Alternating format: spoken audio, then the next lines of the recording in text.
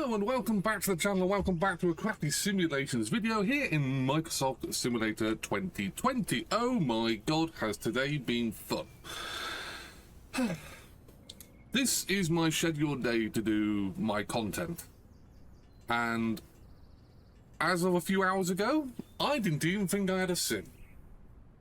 All sorts of issues. Nothing to do with the Microsoft issues that we've all been plagued with over the last few days, nothing to do with that. But basically, it took a lot of solving and issues and hair pulling, and I don't know how much hair to start off with.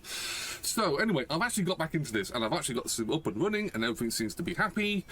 OBS seems to be happy. So let's try and calm down. Let's try and make a video. So what do we got before you now? Well, in my last video, I did a video on the Coronado stroke Asobo Beach 18, and it was one of the local legend series, and a few comments came up on the video, and I always like to reply to a comment as soon as I see it, as soon as I can. And somebody very kindly, if I should bring it up on my phone, I can remember the name, Flights in VR Dad, did mention that Coronado also created this thing, the Cessna 195. Now, I immediately thought that this was a different Cessna. I knew it was a tail dragger Cessna, so I thought it was the smaller one. I think it's a Cessna 170? 175? I can't remember exactly what off the top of my head. But it's a tail dragger Cessna. And I went to look for this one, the 195, and which is called the local legend, if I understand Roman numerals correctly, that's 7, Cessna 195 Businessliner. And I saw it in Marketplace, and I was like, oh, she'd be having a radial. It's a Cessna with a radial. This I do like. So, first of all, what is Local Legends? Well, Local Legends is a series of aircraft that Asobo and Microsoft think are legendary in aviation terms, and they create them to a fairly good standard. Now, some of the aircraft they create on their own, and some of the aircraft they create in cahoots with another flight simulator company. In this case, it's Coronado. Now, if you don't know who Coronado is, Coronado have been around for quite a few years. I have known them since FSX days. They have been creating aircraft here in Microsoft Flight Simulator 2020. And to be honest, they, in my view, look pretty good. They sound pretty good. They don't have the functionality of some of the options that we get in some of the other aircraft, let's say the A2A aircraft or Just Flight aircraft. So I think we can actually compare this, because Just Flight obviously create 3 of the Piper aircraft range, their small little, well, technically it's 4 now, I do believe, single engine general aviation aircraft. These are featured on these videos before. Coronado also have created a few even Piper aircraft, and I've been flying some of the Coronado aircraft, and I found them to be pretty darn good. Great sounds, great aesthetics, great looks, and all that kind of stuff, but they don't come with the functionality of the cockpit or the options of the cockpit, you know, getting a tablet and starting to go through stuff and changing things to whatever we want. So it's like this with the Cessna 195. It looks beautiful, no doubt about that. This thing looks beautiful, and of the age that it comes from, but it doesn't have a lot of the options that we have in other flight simulator aircraft. So let's just have a little look-see around the externals of this aircraft. So first of all, this aircraft is a 1947 aircraft. I think it first flew in, and was stopped at production in the mid-50s, I do believe. So it is an old aircraft. As you notice, it is it's sporting a big radial engine. So it's a tad bit different from the Cessnas of which we've seen before. But just look at this thing. It's beautiful. An all-metal aircraft. Big, whopping, great big radial engine. Lots of rivets. And a very, very solid wing. In fact, that whole wing screams to me of 1930s, 1940s technology. It's a high wing design, but a very strong wing design. Fixed undercarriage, like we say, it is a tail dragger configuration, so it's a tad bit different from most of the aircraft we fly here on the sim. But it just looks absolutely stunning. The reflections are really, really good. And like I say, this is not a massively detailed aircraft on, like I say, compared against A2A or Just Flight or anything like that. The price reflects that as well. It's a cheap aircraft. I think I picked this one up for £12. Again, it's a very cheap range of aircraft, but it is part of the local Legend series. And as you can see, it just looks different. I mean, if you look at... We're at Wickenby at the moment, let's ignore the biplanes. But you've got these little micro light aircraft here. You've got Cessna 172, I think, or 182 sat over there. It looks different. I know, obviously, they're AI aircraft, and they're always going to be different, but it just looks so different, being a tail dragger and being a aircraft that's just slightly different era. A late 40s aircraft. So yeah, it looks absolutely fine. Whichever way you look at this thing, I mean, just look at the reflections on the wings. You know, you can see the metalwork, you can see the rivets that are pressed into the wings. This thing looks absolutely gorgeous. Absolutely gorgeous. Moving on to the interior. Again, a little bit different. We do have the struggles of the tail dragger pilot, i.e. the nose is slapped into the air, so it is quite difficult to taxi and look what's straight in front of you, so there is unique ways to taxiing these aircraft, but it is an old design aircraft. Obviously still very functional. We have all the instrumentation, which I'll go through in a minute. We have I wouldn't even say it's modern communications and transponder system here, but it's what we're used to in Flight Simulator. FS 2004, FSX, all had this Bendix King arrangement of communications, navigation, and transponder system. Moving on to the lower section, we have the fuse panels. Again, the fuses are not functional in this aircraft. I wouldn't expect them to be for this price range, and again, it's not a deal breaker for me. Engine controls, levers, offset there. So you got your throttle, your mixture, and your which one is it? There we go. So we've got the throttle up there. We've got the prop pitch down here, and we have mixture sat here. Engine starters, cabin vents, carb heats. Obviously your mag key or ignition key, whichever you like to call it. Lights and flaps are here. A very unique flight column arrangement, so it is capable of being flown from the right seat. You do have not a full set of instruments, you do have more engineering and fuel side of it, so the pilot is technically on the left side, but you could fly it from the right hand side, but it is dual control connected through to the center of the aircraft. Fuel tank section. But very, very nice. Very, very... I mean, the leather work that goes into this, it's Cessna 195. Good logo there. Didn't even know you can do that, but there you go. So it is functional with the opening and shutting of the doors. We have a nice bench seat back here for 2 people. Again, an aircraft of the age. Leather. Worn leather as well. You can see it's a bit creased. So certificate even of airworthiness. I could do with one of those. Very interesting. Doesn't say what era,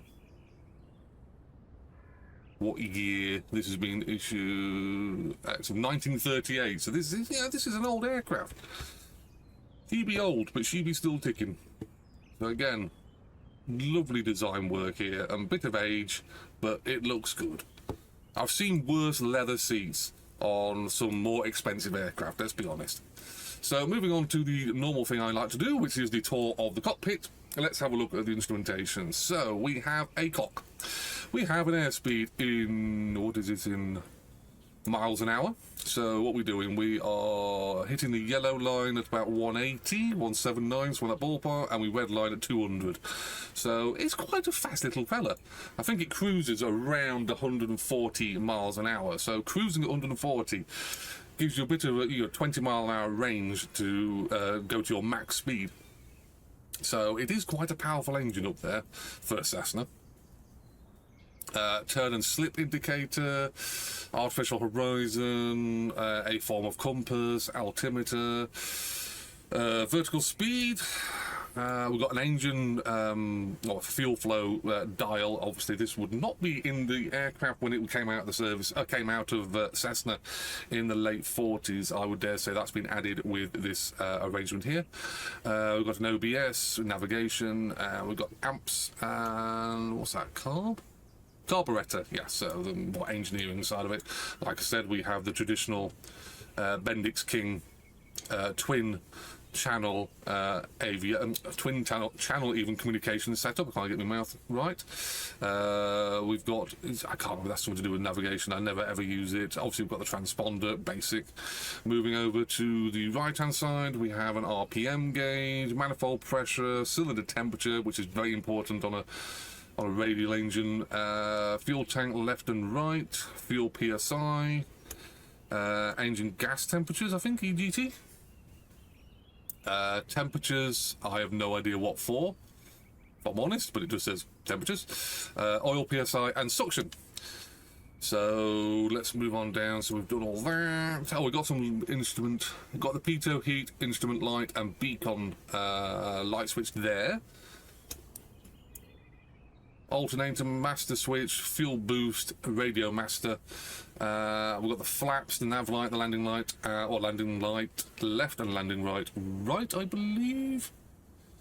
Obviously, like I say, mags, we've gone through the levers. So yeah, it's a very good looking aircraft, I would say. Very functional. It was exactly what it says on the tin. But yeah, it's not a bank breaking aircraft. It's not a 40+ pound or 50+ pound aircraft here. This is you know, a good looking aircraft, great sounding aircraft. A radial engine always sounds something special. So yeah. Right, so where are we? Let's just get that off. Thank you. Get my mouse back. So currently we are sat at Wickenby Air Base, airfield even, in Lincolnshire, and we are going to be taking a little flight over to RAF Waddington. It's not a great deal of distance, but it will give us time to get airborne and see what this aircraft is like. Fairly short runway here, departing out of runway 12, so we will be taxiing up and past the control tower, past the little aircraft park, which is over on the other side, and we'll join runway 12 on the other side. Flight is going to be quite a simple aircraft, quite a simple flight, I should say. It's not too bad, so let's just center that up. So let's have the pop pitch forward, we'll have the mixture forward. These aircraft, yeah, you don't have to, you know, follow the rules for them. They're not exactly, like I say, like A2A aircraft, but they're pretty good, pretty realistic. So track the throttle. Battery's coming on, so we are now a live aircraft, so we'll have the beacon light on. Let's see if that's winking away. And it is. Do we have top one, just top one? So we just have a top beacon light, nothing underneath. So fuel booster is going to come on. Nav lights will come on after we start up. So we'll start priming the engine.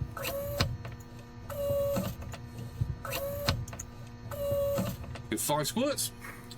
I know a lot of aircraft where you get one sound click, whereas this one does it every single time. For some reason, I don't know, it's just flight simulator aircraft. Some of them you just click this multiple times and then you get a sound click once. So let's just run through it. So pitch is set, mixture is set, batteries are set, mags coming through to both. Parking brake is set. Clear on the left side, clear on the right side. Clip up.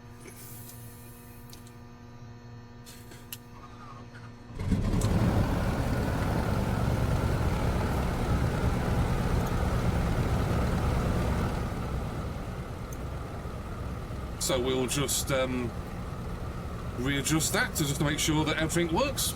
Hopefully we'll get the audio right. I know last couple of videos I've had the audio being a little bit wrong. So we'll now turn on the radio master. Alternator is on. Nav lights are on. Mixture will lean.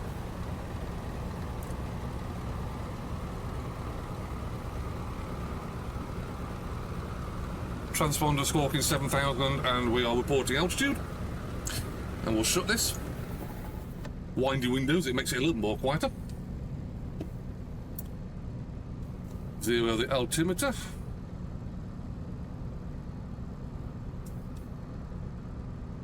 So we shall check flaps.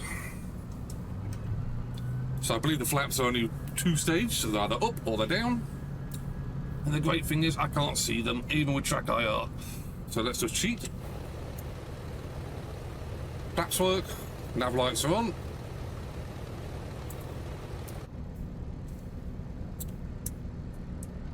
Flaps retracted.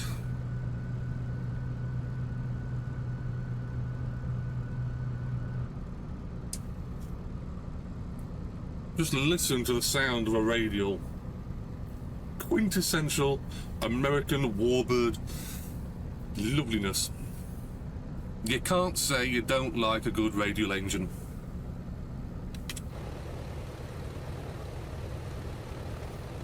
It just sounds absolutely amazing. Even got a little bit of heat, haze coming out from the exhaust stack. But that is a lovely sound. I'm so glad somebody recommended this aircraft to me. So, let's try and get comfortable.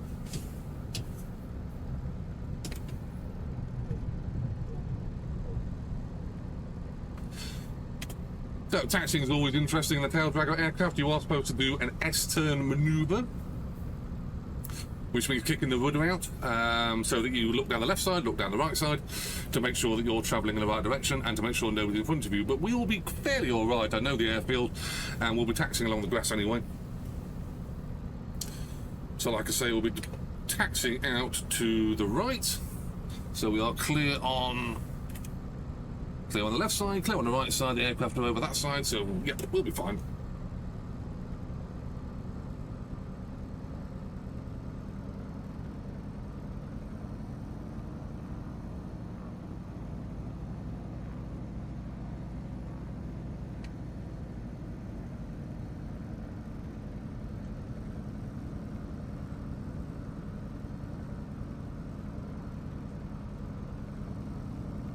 Just listen to that engine purr. Makes you think you're flying something that is P-47 or a Mustang, or, well, not necessarily a Mustang, but a big radial engine American beast, and really it's a Cessna. Amazing. Just while we're taxiing, I know that as of my issues with the Flight Simulator, I do know that the latest version, latest world update has been has been uploaded to the marketplace, which is covering, amazingly, UK and Ireland. I haven't got it yet. I haven't installed it. I just literally have not had time to deal with that. I think it came out at somewhere like 5 PM, so I did not have time to download it. But it will feature. I will get it installed, assuming that everything works all happy.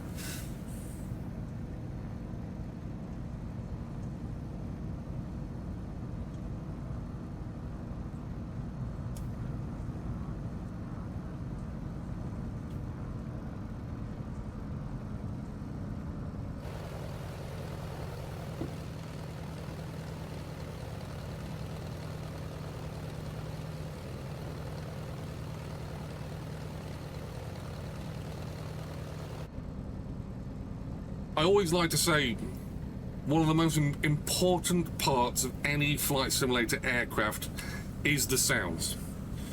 If you don't have the sounds, people cannot be transported into this aircraft and make them believe that they're actually in this aircraft. And Coronado seem to get their sounds pretty good, on the whole.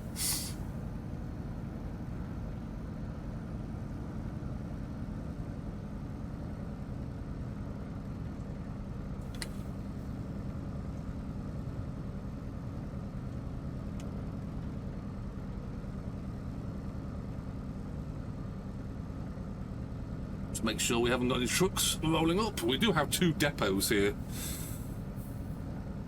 so there are trucks rolling around. Obviously not in the flight sim version, but it's nice to get some level of realism.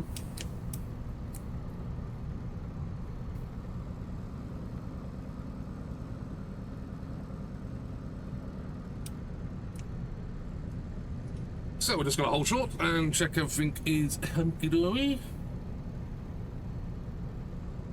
Won't be doing a flaps takeoff. Don't need it. One of the wonderful things about this runway, runway 21, is the fact that there's a hump. There is a hump. If I can shrink that down again a little bit, there's a hump about halfway, 3/4 way down the runway that usually throws you into the air. So, engine temps are good. Obviously, this Carinado aircraft, it's not critical that we pay too much attention to everything can fly by the rules. Mixture is full. Fuel PSI is happy. We'll stick that at 10, but we'll calm that down after takeoff. Top pitch is full. Departure will be a left-hand departure out of runway 12. We'll circle around Wickenby and head towards Warrington. It's not going to be a particularly long flight.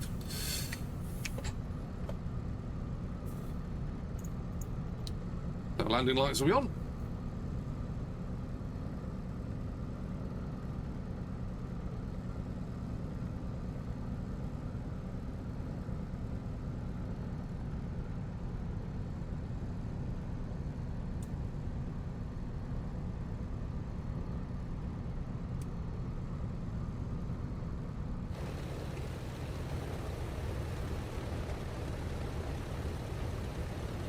What a I keep saying this, what an amazing sound pack. So, flaps are up. Engine settings are correct. Instrumentation is correct. Light controls work. Okay, coming off parking brakes, sitting on the wheel brakes, let's run them up.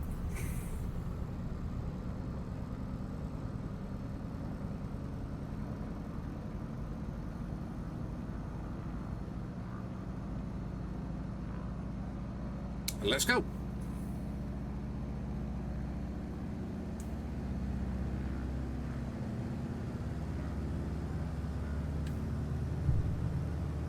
Airspeed is live.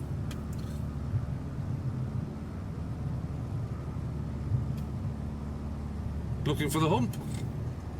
And there she is, and we're airborne. That quickly.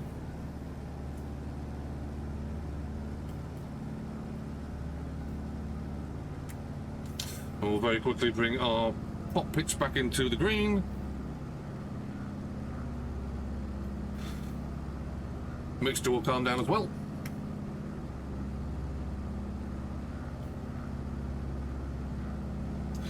It's that simple in this aircraft to get it airborne. Landing lights are retracted. Fuel boost is off.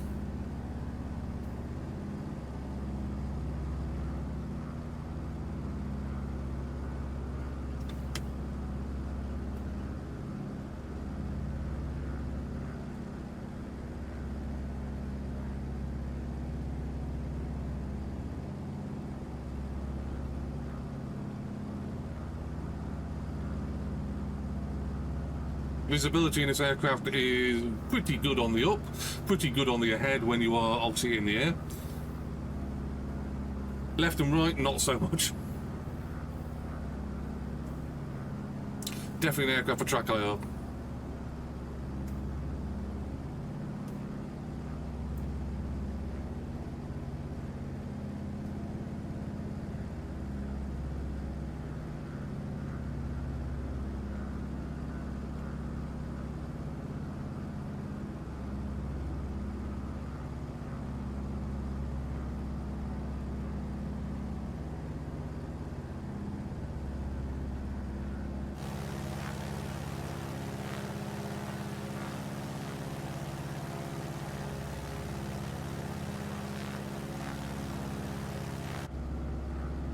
Such a lovely, lovely aircraft.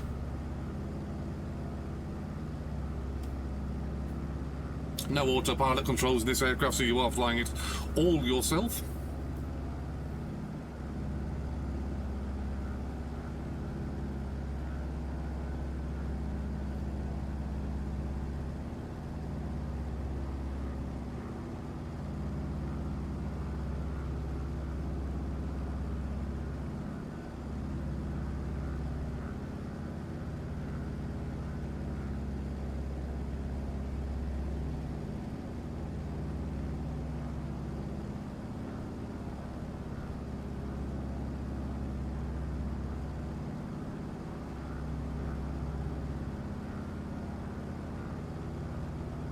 There's something about these local legends aircraft that get released. Most people would write them off or would never even entertain the idea of getting an aircraft that's so cheap. I mean, how can a cheap aircraft be so good? Well, so far, I've had some pretty darn good local legend aircraft. A lot of people tend to poo-poo on Coronado as well. Again, on the whole, I'm having a good experience with Coronado aircraft.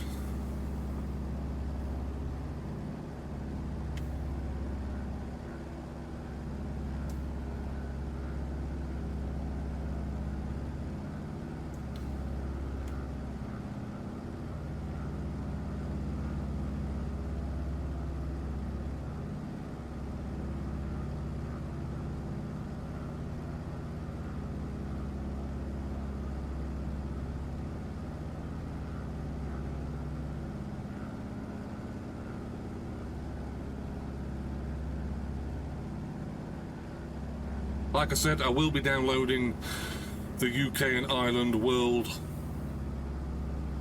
scenery pack for download. Probably going to be next week now because I'm due to go back to work. And whether it changes, you know, anywhere around here is different. I don't know yet whether it does. I haven't seen the coverage. I know obviously some of the bigger cities like London have been altered.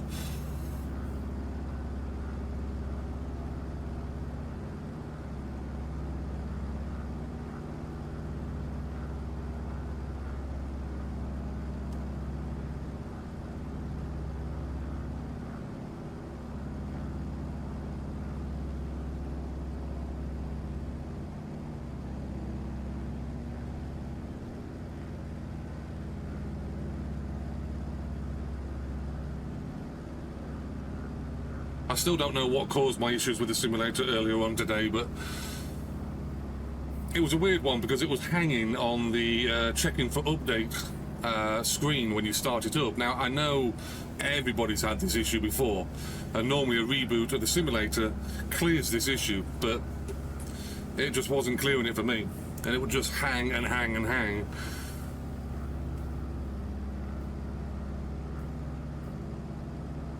But I managed to sort it out. I've also, hopefully, touched wood, I have actually solved the little ghosting issue I was getting. I think it was in the previous videos. I actually mentioned this as a ghosting effect I get when I'm on the ground and I'm taxiing, and more emphasised when I'm on a takeoff run. There's a ghosting artifact which appears around the lower canopy of most aircraft, and it was annoying the holy heck out of me, but I'm hoping, touch wood, I've managed to solve that issue.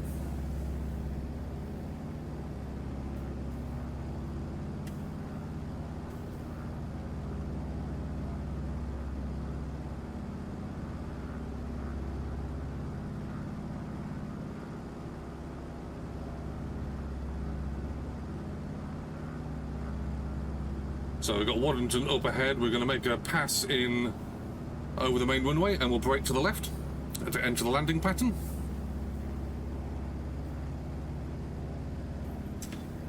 As I said at the start of the video, this being a tail dragger aircraft, there are different skills that a pilot would have to learn on how to handle a tail dragger aircraft. Obviously on the ground is the massive biggest difference in the fact of the nose is slapped into the air and you do not see what is directly in front of you. I mean, this aircraft's not too bad. There are aircraft out there that really do struggle with being a tail dragger, but also landings can be quite difficult, because normally when you come into land with a normal nose wheel arrangement, you pull the nose back to flare the aircraft into a landing. Well, if you flare the aircraft too much on a tail dragger, you will land tail wheel first, which is not ideal. You want to be landing on your main wheels.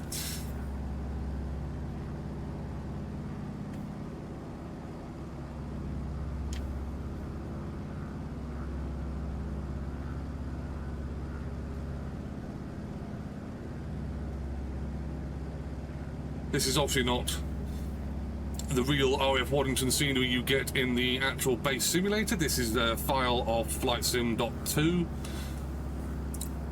fairly good representation of Waddington. Downside is, for some reason, we haven't got the hangar there, which is where the red arrows now frequent. And we do have a runway 20 left, which does not exist. However, Waddington only has the main runway of which we're flying over now. So I don't know why that happens. I've never quite fathomed that out.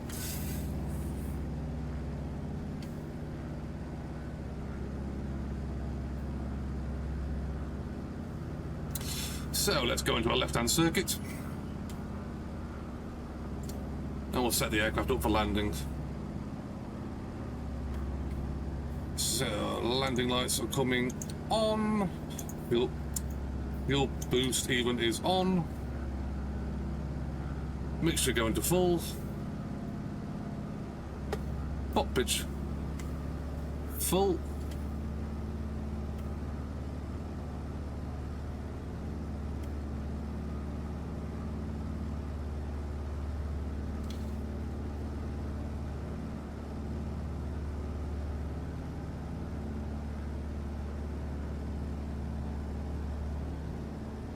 So we're sitting about 120 miles an hour.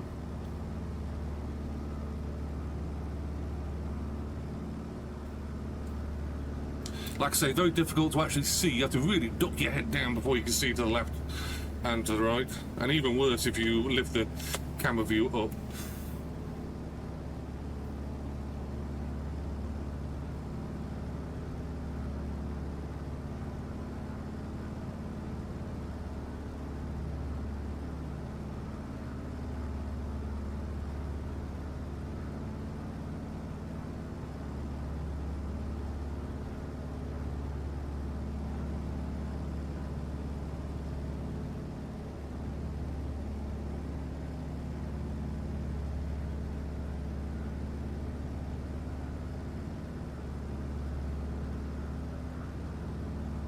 If anyone knows the local area, we're just going to be going over Branston.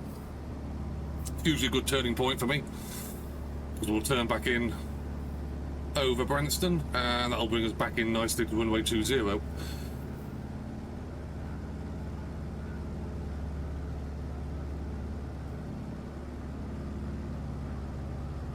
Flaps going down.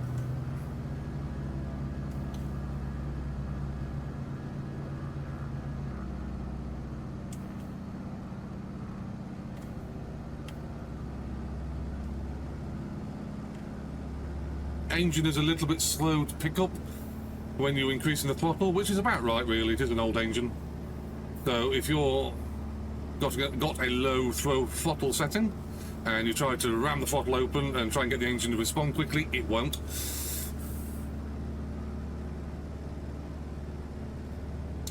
So now sitting about 100 mile an hour, runway to our 11 o'clock.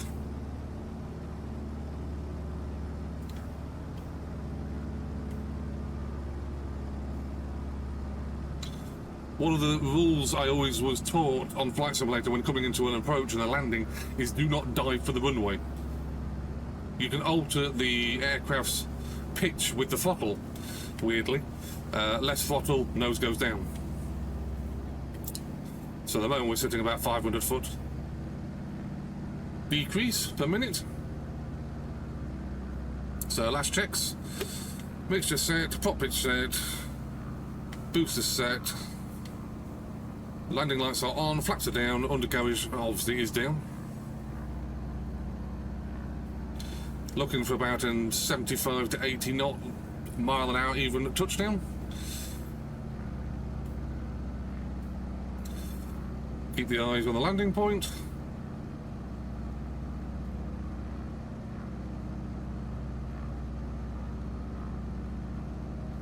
Start rolling the throttle back, remembering we're a tail dragger.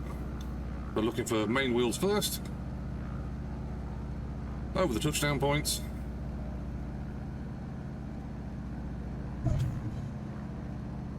And we're down. A little bit of right rudder. Throttling back.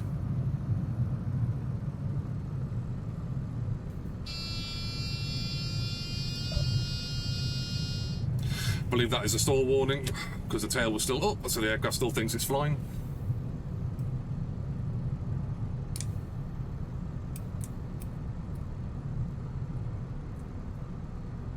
Very quick aircraft to stop. Brakes are very good. So I'll take this taxiway here.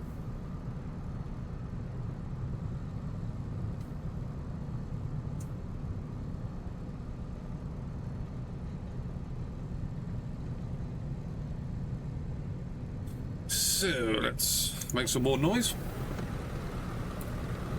Mixture of pullback, fuel boost off, landing lights off, flaps retracted.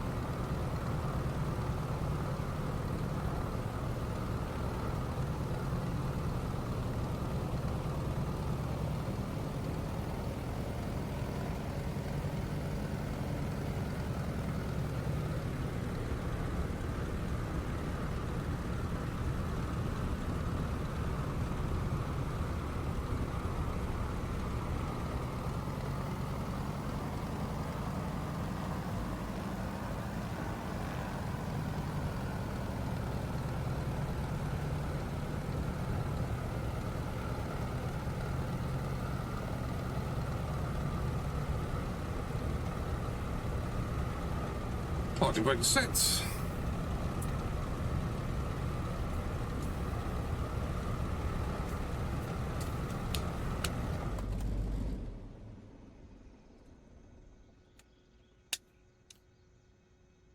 And blast it off.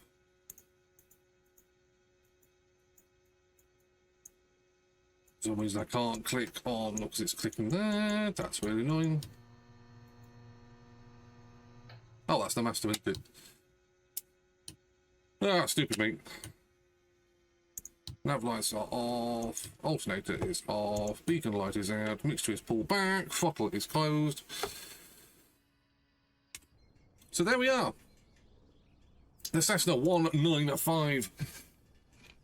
A absolutely fundamentally wonderful aircraft, great to look at, awesome sound pack. I am so glad somebody actually recommended this aircraft. I knew it existed, but I never really paid much attention to this. So this is the local legend 7 Cessna 195 even Businessliner, a 1940s stroke 1950s radial powered general aviation aircraft. It's amazing because you have this aircraft sat here and you have the Cessna 152. More classic Cessna that everyone knows sat just right behind it. So once again, thank you goes to, if I can get the name of the person, Flight Sim VR Dad. Thank you very much for recommending this aircraft to me. Takes proud place in my virtual hangar, and I will see, if you've got any questions or comments about this aircraft, please bang them below, and I will see you guys in a future Microsoft Flight Simulator video very, very soon.